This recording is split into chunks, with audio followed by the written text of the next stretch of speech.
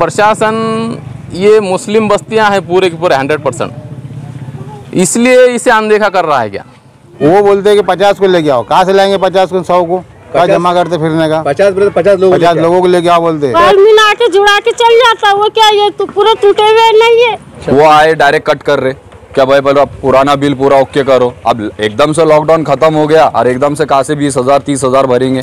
लोग तो घरों को थे, 3-3 महीने 4-4 महीने लोगों ने जो हमारे है बड़े, उन्होंने जो बांटे थे घरों घर राशन, उसमें गुजारा कर रहे थे बहुत सारे।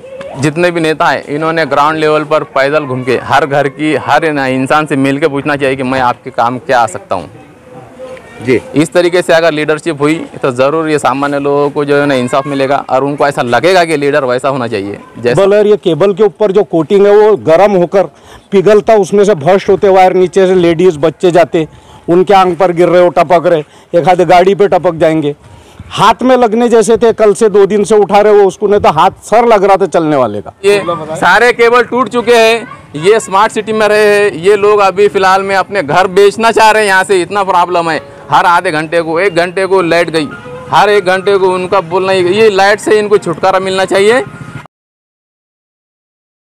साहब क्या कहेंगे, आपके वार्ड में राष्ट्रवादी के कार्यकर्ता जिम्मेदार है, सर्वे करा रहे हैं, इनका कहना है कि वार्ड के अंदर वायरों की तकलीफ है, लाइट की तकलीफ है। आप जनता है, हम आपसे पूछना चाहते हैं सही बात क्या है, झूठ बात क्या है? बरोबर है, यहाँ पर लाइट की बहुत तकलीफ है। लाइट की तकलीफ बोले तो उनका अगर लाइन जाती है, कोई प्रॉब्लम है MSEB का, तो वो ठीक है ना, लाइन जाती है, लाइन आती है, वो ठीक है।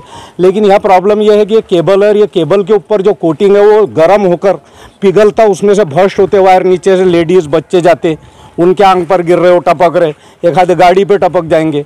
हाथ में लगने जैसे थे, कल से 2 दिन से उठा रहे हो उसको, नहीं तो हाथ सर लग रहा था चलने वाले का।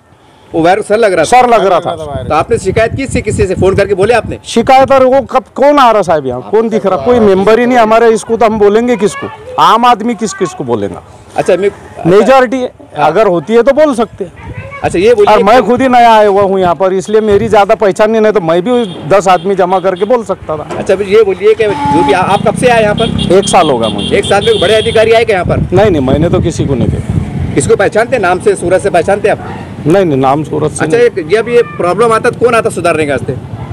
प्रॉब्लम आया तो MSEB के लोग आते, 2-3। वो प्राइवेट रहते हैं, सरकारी रहते हैं? वो तो अपन नहीं बता सकते कि उनको है बोलते जॉब दिया हुआ है, वो रहते वो लोग। वो रहते, हाँ। तब आपकी मतलब प्रशासन से क्या मांग है? मेरी प्रशासन से एक ही मांग है कि ये जो एक्सीडेंट होने की जैसे नौबत आ चुकी है केबल की, और इसके जो जॉइंट है, इतने जॉइंट बढ़ चुके हुए हैं कि ये जब भी होता तो ये हादसा होने जैसा टपक जाता, नीचे वायर गर्म होके पिघलता ना वो जी, तो वो गर्मी से उसके अंदर की वायर भी टूट जाती।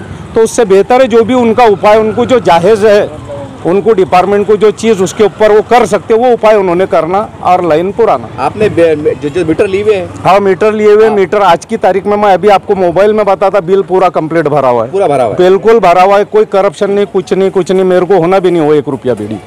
क्या है सबको, और क्या है? वायर इतने नीचे पूरे वार्ड में, आधे वार्ड में कहाँ का तकलीफ है आपके हिसाब से? पूरे एरिया में वैसे ही है, पूरे ये हाल है, जहाँ जाओगे यही हाल है। और लाइट का तो इतना तकलीफ है, पटेल नगर में ज़्यादा है हमारा। पटेल नगर में ज़्यादा? हाँ, ये पटेल नगर है हमारा। अच्छा, यहाँ पे बहुत लाइन की जरूरत है हमारे को, और इतना वायर टूटा हुआ है तो क्या जॉइंट करेंगे? तो बड़े ऑफिस पे गए थे तकरार देने को? वो बोलते हैं कि 50 को लेके आओ। कहाँ से लाएंगे 50 को? 100 को क्या जमा करते फिरने का? 50 लोगों को लेके आओ बोलते। तो ऐसा क्यों बोलते हो? ऐसा अब पता नहीं क्यों बोलते वो लोग। अब हमारे बिल तो क्लियर है। अच्छा, आपके अतराफ में आपको मालूमात होंगे ना कि लाइट बिल लोग बराबर भरते?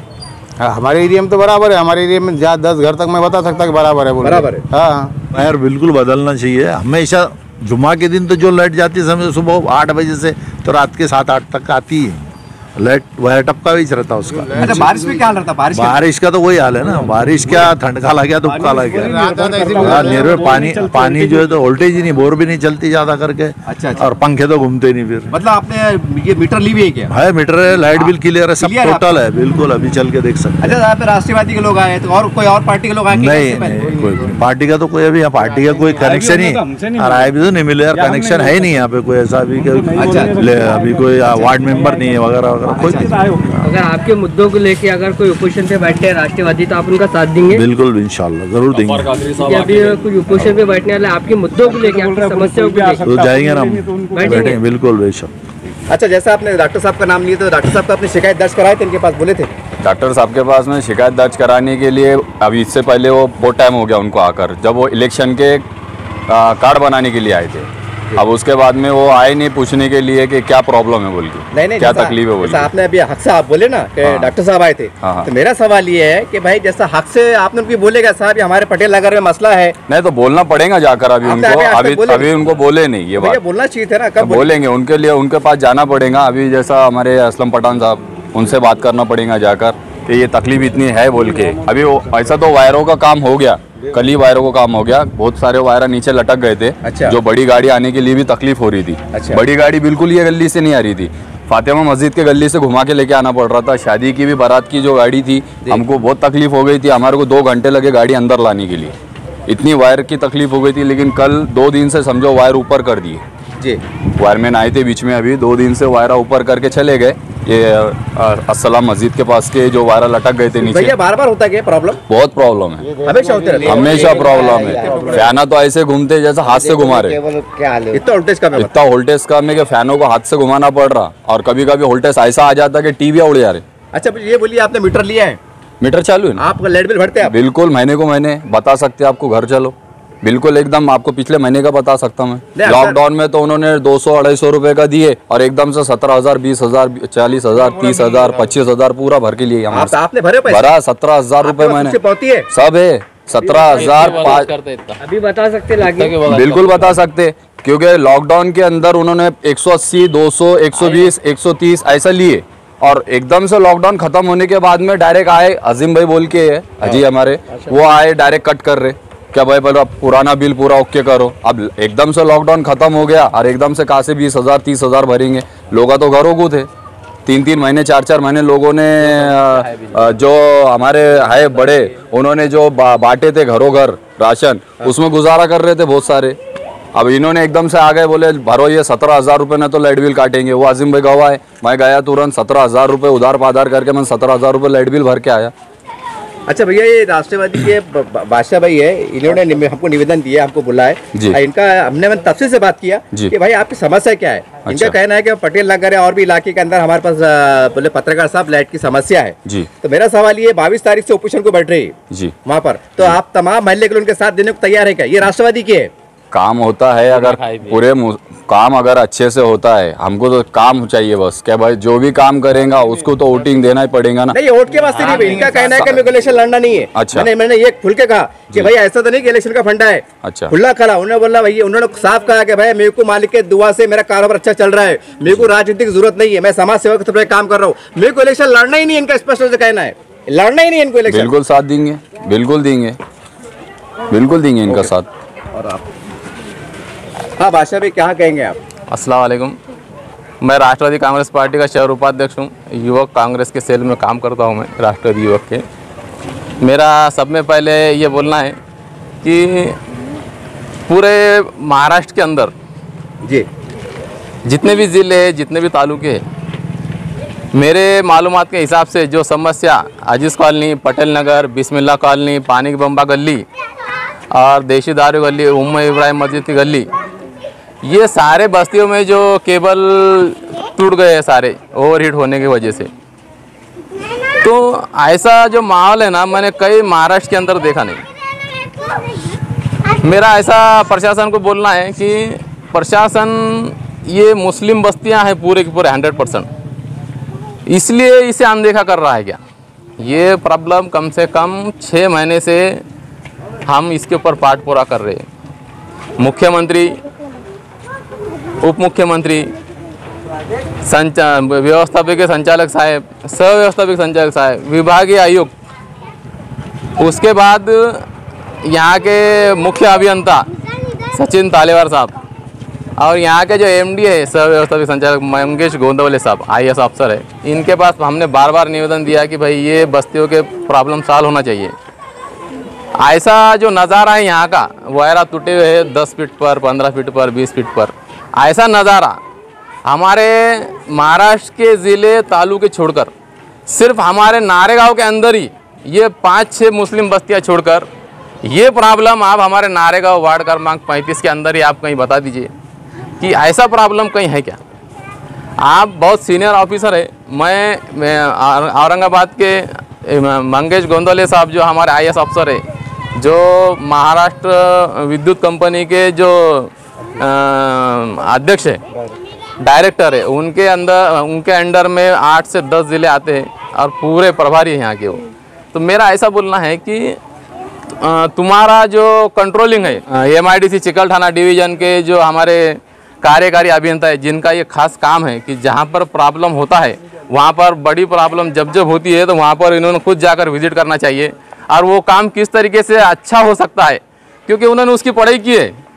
जो इंसान जिस पढ़ाई करता है ना, उसको बहुत बारीकी से मालूमात होती है कि ये प्रॉब्लम किस तरह का सॉल्व किया जाए। लेकिन आपने देखा है ये सारे हमारे भाई लोगों ने और सब ने ये अपने कहा है जिम्मेदारी से कि ऐसा कोई आला अधिकारी हमारे इन गरीब बस्तियों में कभी आकर देखता नहीं है या झांकता नहीं है। यहाँ तक कि कार्यकारी अभियंता श्याम मोरे साहब का नाम तक इनको मालूम नहीं है। तो इतनी बड़ी समस्या है और हमने बार बार राष्ट्रवादी कांग्रेस पार्टी की तरफ से निवेदन दिया, आंदोलन किए हैं। तो बोलने का मतलब ये आ रहा है कि आप देखते हैं कभी बिजली के जैसे फटाके उठते हैं और बार बार केबल जलने की जो इतनी बड़ी समस्या है, तो इतना अनदेखा क्यों हो रहा है? क्या यहाँ पर लोग नहीं रहते? क्या ये स्मार्ट सिटी है? औरंगाबाद स्मार्ट सिटी हम कहा जाता है। स्मार्ट सिटी के अंदर रह रहे हैं, ऐसा इन लोगों को भी मालूम होना चाहिए। ये कोई देहात या कोई ऐसा आड़ जंगल के अंदर नहीं रहे जो उनको ये सुविधा है, जो दिन भर लाइट चली जा रही है और सवेरे 6 बजे लाइट जाने के बाद शाम में 6 बजे अगर आती है। तो ये जो माहौल चल रहा है अभी, ये माहौल के वजह से यहाँ के जो लोग हैं ऐसा सोच रहे हैं अभी फ़िलहाल में कि यहाँ से घर बदली कर देना चाहिए और दूसरे सिटी में जाकर रहना चाहिए। ऐसे इनके दिलों में चल रहा है कि भाई हमारा कोई देखने वाला नहीं है। लेकिन मैं महाराष्ट्र राज्य के डिप्टी CM माननीय गृह मंत्री फडणवीस साहब, आप बहुत समझदार इंसान हैं और बहुत ही काबिलियत रखने वाले आप हैं। तो मेरा ऐसा बोलना है आपको कि आपने जो जिम्मेदारी औरंगाबाद ज़िले की डॉक्टर मंगेश गोंदले जो यहाँ के सुव्यवस्था के संचालक है, उनके ऊपर आपने अपना जो है तो प्रभाव डालना चाहिए और प्रेशर डालकर उनको बताना चाहिए कि भाई ये समस्या, ये नारेगांव की जो समस्या चढ़ी काफ़ी दिन से चढ़ी, जिसका लेटर हमने बहुत पाठ पुरावा किया है। तो मेरा ऐसा बोलना है कि ये अधिकारी अगर काम नहीं कर रहे आपके, अगर सिस्टम काम नहीं कर रहा ना, तो यहाँ की जो जनता है सब पूरी की पूरी ये आपसे ज़्यादा लगाव रखती है, क्योंकि आपके ऊपर विश्वास है ये जनता का कि भाई गृह मंत्री है प्लस ऊर्जा मंत्री भी है आप। तो इसमें आपका नाम खराब हो रहा है। गृह मंत्री की ऊर्जा मंत्री साहब आप, हमारे फडणवीस साहब आप है ना, तो हाँ इसके ऊपर कहीं ना कहीं पब्लिक का आपसे निराशा है। तो मैं ये चाहता हूँ कि अल्पसंख्यक बस्तियाँ जितने भी है हमारे नारेगांव के अंदर, तो ऊर्जा मंत्री साहब ने इसमें खास ध्यान देके अपने अधिकारियों को, जो सुस्ती आई है अपने अधिकारियों के अंदर, उनको आपने उसके ऊपर जो तो तवज्जो देके उनको काम कराने के लिए आपने अर्जेंट में एक मीटिंग लगाना चाहिए और ये काम करा के लेने के लिए उनको आपने प्रेशर डालना चाहिए। दूसरी बात मेरी एक ऐसी है, जितने भी IAS अफसर है, अभी महानगर पालिका के जी श्रीकांत साहब है IAS अफसर, उन्होंने वो काम करने वाले अधिकारी है, वो जो IAS अफसर है ना, ऐसे IAS अफसरों को अभी के जो वर्तमान जो राज्य सरकार है, इन्होंने ऐसे IAS अफसरों को संधि देना चाहिए।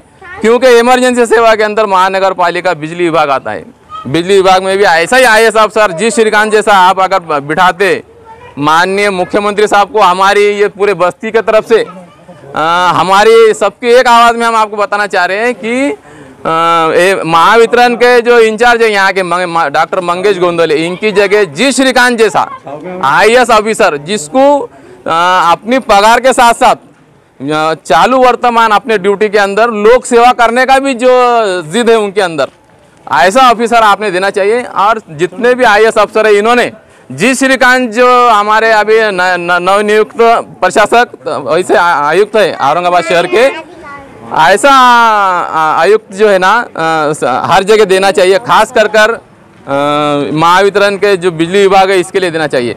और जल्दी से जल्दी डॉक्टर मंगेश गोंदले, इनके हाथ से महावितरण का काम सही तरीके से संभाला नहीं जा रहा है, इनके जगह जी श्रीकांत जैसा ऑफिसर नियुक्त करके वो जी श्रीकांत साहब की जो काम करने की स्टाइल है, वो स्टाइल वाला अगर अध्यक्ष आता तो ज़रूर महावितरण जो आज घाटे में चढ़ रही 20,000 कोटी की, वो ज़रूर ज़ीरो में आएगी। और सामान्य जनता जो राज्य सरकार को अपने लिए जो चुन के लाती है, उसका भी उनको उसका हिसाब मिलेगा कि भाई सही अभी राज्य सरकार से काम कर रही। मेरा आखिरी यही बोलना है कि इन सारे बस्तियों के अंदर जल्द से जल्द महावितरण ने अपना काम करना चाहिए, नए केबल डालना चाहिए। सारे केबल टूट चुके हैं, ये स्मार्ट सिटी में रहे हैं, ये लोग अभी फ़िलहाल में अपने घर बेचना चाह रहे हैं। यहाँ से इतना प्रॉब्लम है, हर आधे घंटे को 1 घंटे को लाइट गई, हर 1 घंटे को उनका बोलना ये लाइट से इनको छुटकारा मिलना चाहिए। और सारे आयुक्त जितने भी ISI इन्होंने अपना खुद का मोबाइल पर्सनल नंबर जिस तरीके जिस श्रीकांत साहब ने भेजे जनता के अंदर वैसा खुद का देना चाहिए, ताकि कोई भी लीडर का आम पब्लिक को गरज ना गिरे। वो डायरेक्ट पब्लिक है ना, अपने आयुक्त को डायरेक्ट फ़ोन लगाए, जिसकी वजह से पब्लिक को ये लगे कि ये सरकार वाकई में जनता की सरकार है। सरकार सर आपने इतनी बात कही है, लेकिन अगर ये काफ़ी सालों से चल रहा है, काफ़ी लोगों का है, तो आपकी पार्टी सरकार में थी, राष्ट्रवादी थी, कांग्रेस थी, सेना थी, तो कहने के तो आपकी भी थोड़ी नाकामी जाहिर होती ना। पर क्या कहेंगे आप? जिस समय में हमने ये काम मुद्दा उठाया आज से 6 महीने पहले जी, वो हमने जैसी मुद्दा उठाया इसके वास्ते हमने अजीत दादा को इसके लिए माननीय, वो भी ऊर्जा मंत्री थे उस वक्त, हमने ये निवेदन दिया गया ऊर्जा मंत्री होते हुए, उन्होंने इसके ऊपर अर्जेंट में दखल ली। लेकिन चंद महीने के बाद हमारी गवर्नमेंट जाने के बाद ये काम नहीं हो सका, लेकिन हमने उसको जारी रखे। आज भी हमारा काम जारी है और जल्द से जल्द ये काम होएगा। लेकिन इसके लिए जो है ना, ये जो वर्तमान सरकार है इनका ध्यान नहीं है इसके ऊपर, काफ़ी उनके भी मसले चल रहे हैं, इसलिए थोड़ा सा विलम्ब हो रहा है। औरंगाबाद के नेताओं को संदेश देंगे एक मानवता के आधार पर आप? मेरा तो ऐसी बोलना है सबको कि भाई जितने भी नेता हैं इन्होंने ग्राउंड लेवल पर पैदल घूम के हर घर की हर इंसान से मिल के पूछना चाहिए कि मैं आपके काम क्या आ सकता हूँ जी। इस तरीके से अगर लीडरशिप हुई तो ज़रूर ये सामान्य लोगों को जो है ना इंसाफ मिलेगा और उनको ऐसा लगेगा कि लीडर वैसा होना चाहिए जैसा वो लीडर आप पैदल घूम के जो उनका सर्वे करके देखेंगे। जैसा चाहती जनता। ठीक।